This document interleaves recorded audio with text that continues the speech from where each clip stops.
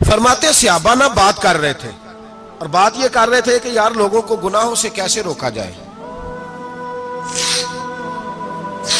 لوگوں کو گناہوں سے گفتگو صحابہ یہ کر رہے تھے۔ عبداللہ ابن عمر کہتے ہیں بیٹھے تھے اور یہ گفتگو کر رہے تھے کہ گناہوں سے پلاننگ جی ہوتی تھی، ان کی جو محفلیں ہوتی تھی نا بیٹھ کے، وہ خوش گپیاں نہیں ہوتی تھی بلکہ وہ تبلیغ کی، جد و جہد کی، لوگوں کو برائی سے منع کرنے کے لیے بیٹھتے تھے، اس پر منصوبہ بندی کرتے تھے، پلان کرتے تھے، آگے ترتیب دیتے تھے۔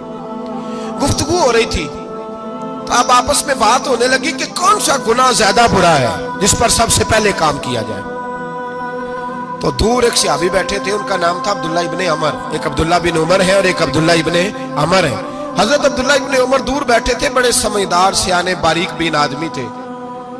تو حضرت عمر فاروق اپنے بیٹے سے کہنے لگے جا عبداللہ ابن عمر سے پوچھ کے آ کہ سب سے سخت گناہ کون سا ہے۔ توجہ ہے میرے بھائیوں، ادھر دیکھیے گا میری جانب، پوچھ کے آ کہ سخت گناہ کون سا ہے۔ عبداللہ بن عمر رضی اللہ تعالیٰ عنہ کی خدمت میں جب عبداللہ ابن عمر گئے تو جا کے کہنے لگے کہ صحابہ پوچھتے ہیں کہ آپ نے زیادہ وقت گزارا ہے نبی رحمت صلی اللہ علیہ وسلم کے پاس، تو بتلائیے برا گناہ کون سا ہے، سب سے سخت گناہ، تاکہ سب سے پہلے اس پر پابندی لگائی جائے، اس پر محنت کی جائے۔ تو حضرت عبداللہ ابن عمر کہنے لگے صحابہ کو جا کے بتا دو کہ سب سے برا گناہ شراب پینا ہے، سب سے برا گناہ، اور یہ ام الخبائث ہے، برائیوں کی جڑ ہے، گناہوں کی ماں ہے، یہ بنیاد ہے، باقی گناہ اسی سے شروع ہوتے ہیں۔ کہتے ہیں میں نے آ کے بتایا تو حضرت ابو بکر صدیق رضی اللہ تعالیٰ عنہ سیدنا فاروق اعظم کہنے لگے خود جاتے ہیں، ان کے پاس خود جاتے ہیں، چونکہ ہم نے بات سننی ہے ہم خود جاتے ہیں اور ان سے جا کر کے سوال کرتے ہیں کہ اگر آپ کو اس تفصیل کا پتہ ہے نا تو اس کے پیچھے بھی کوئی تفصیل ہوگی جو میرے نبی پاک نے بیان کی ہوگی صلی اللہ تعالی علیہ وسلم، اس تفصیل کا بھی آپ کو پتہ ہوگا جو نبی پاک نے بیان کی ہوگی، اس بات کے پیچھے جو بیک گراؤنڈ ہے، جو پس منظر ہے۔ فرماتے ہیں کہ ہم اٹھے، عبداللہ ابن عمر کے پاس گئے، ان سے جا کے پوچھا کہ جناب آپ نے یہ تو فرمایا ہے شراب ام الخبائث ہے، تو اس کے پیچھے پس منظر کیا ہے؟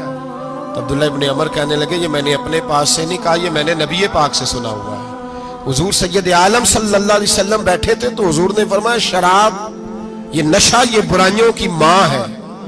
اور پھر حضور نے ایک مثال بیان فرمائی، نبی رحمت علیہ السلام نے فرمایا بنی اسرائیل کا ایک واقعہ ہے، ایک خوبصورت جوان تھا، ایک عورت کا دل آ گیا اس پر۔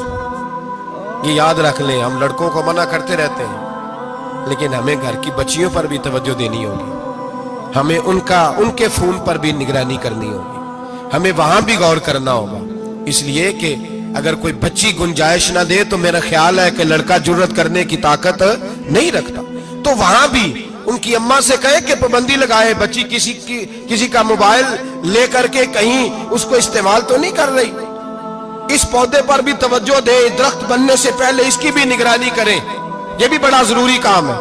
عورت کا دل آ گیا تو نبی پاک علیہ الصلوۃ والسلام فرماتے اس نے کوئی بہانہ لگایا، کسی کو کہا کہ اس نوجوان کو بلا کے لاؤ، اس کو کہو کہ ہم نے کوئی گواہی لینی ہے تجھ سے۔ وہ نوجوان آیا، ایک کمرے میں داخل ہوا تو اگلے کمرے میں لے گئے، وہاں داخل ہوا تو اس سے اگلے کمرے میں لے گئی، وہ داخل ہوا تو اسی طرح 7 مکفل کمروں میں لے گئی۔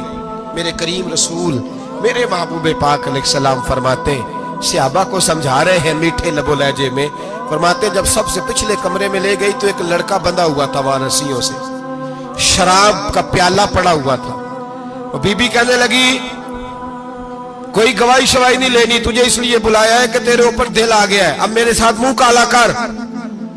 تو وہ جوان کہنے لگا نہیں، میں نے اپنے نفس کو پاک رکھا ہوا ہے، میری نظر بھی پاک ہے، دل بھی پاک ہے، اور اس کی برکت یہ ہے کہ رب نے میری روح کو بھی پاک رکھا ہوا ہے، تو میں یہ حرکت نہیں کر سکتا۔ پاک لوگ پلید کاموں کی جانب توجہ نہیں کرتے، میں یہ حرکت نہیں کر سکتا۔ اقبال نے اپنے بیٹے کو دعا دی تھی، اس نے کہا تھا حیا باقی نہیں ہے زمانے کی آنکھ میں، خدا کرے کہ رہے تیری جوانی بے داغ، خدا کرے کہ رہے تیری جوانی بے داغ۔ کہا میرے ساتھ منہ کالا کر، اس نے کہا میں نہیں کرتا۔ کہنے لگی چل پھر اس کو قتل کر، اس کو میں نے باندھا ہوا۔ اس نے کہا میں قتل کیوں کروں، मेरी क्या दुश्मनी है? कहा फिर शराब पियो। कहा मैं शराब भी नहीं पीता। तो कहने लगी अब तो मैंने तुझे अपने चुंगल में फांस लिया है, अब तू यहां से बच के जा नहीं सकता, और अगर तू बाहर जाएगा तो मैं शोर करूंगी, लोग जमा करूंगी, इसने मेरी इज्जत आबरू पे हाथ डाला है, तो तू बच तो नहीं सकता, एक काम तो करना पड़ेगा। महबूब फरमाते उस नौजवान ने सोचा कि जिना भी बहुत बड़ा जुर्म है, कत्ल भी बहुत बड़ा गुनाह है, चलो अब मजबूरी है तो शराब पी लेता हूं। लेकिन वो समझा ना कि शराब तो बुनियाद है। उसने एक प्याला जो पिया, कहने लगा एक और दे दो। दूसरा पिया तो कहने लगा एक और दे दो। अब 3 प्याले 3 बोतलें शराब जो पी चुका तो खुमारी चढ़ गई। अब उस औरत के करीब जाने लगा कि मैं तेरे साथ जिना करूंगा। उसने कहा जब तक मैं करीब नहीं आने दूंगी जब तक तू इसे कत्ल न करे। उसने उसे कत्ल भी किया, जिना भी किया। तो महबूब फरमाने लगे ये कत्ल और जिना जो हुआ है तो ये शराब की वजह से हुआ है। गोया शराब को जुर्म है जो कत्ल भी कराएगी, जो जिना भी कराएगी। और अगर आप नशई को देखें, अगर आप शराबी को देखें, तो क्या वो डकैतियां नहीं करता फिरता, वो चोरियां नहीं करता, वो अपनी ही माँ का जेवर नहीं बेच आता, वो अपनी ही बहन का पड़ा हुआ जहेज नहीं बेच आता, वो अपने ही घर में डाके नहीं डालता, वो अल्लाह के घर मस्जिद में आकर के चोरी नहीं करता,